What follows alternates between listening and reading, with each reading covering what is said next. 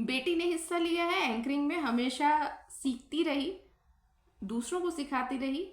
आज बहुत मतलब पहली बार शायद बेटी ने कहा कि मुझे बता दो कि कैसे एंकरिंग की जाती है, वॉइस मॉड्यूलेशन कहाँ होना चाहिए।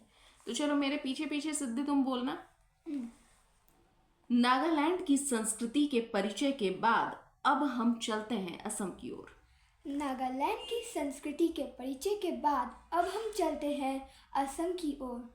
अब हम चलते हैं असम की ओर। अब हम चलते हैं असम की ओर। असम का प्रतिनिधि नृत्य यानी मुख्य नृत्य है बिहू। असम का प्रतिनिधि नृत्य यानी मुख्य नृत्य है बिहू। जब जब प्रकृति अपने रूप बदलती है, जब जब प्रकृति अपने रूप बदलती है, बिहू नए नए रूप में, बिहू नए नए रूप में असम की संस्कृति के रूप में परिलक्षित होता है।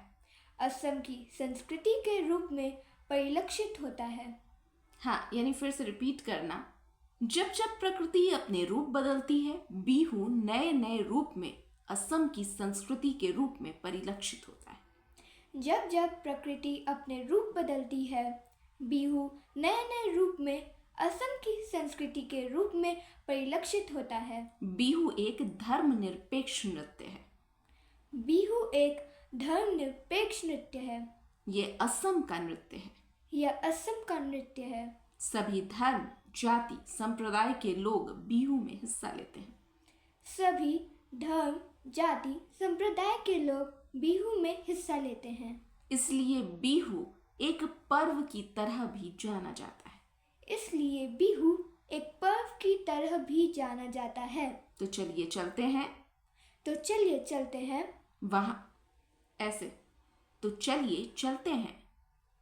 तो चलिए चलते हैं। वहां जहां बिहू थिरक रहा है, वहां जहां बिहू थिरक रहा है, असम की पहचान लिए। असम की पहचान लिए। अभी बहुत प्रैक्टिस की ज़रूरत है, मैं करा दूंगी।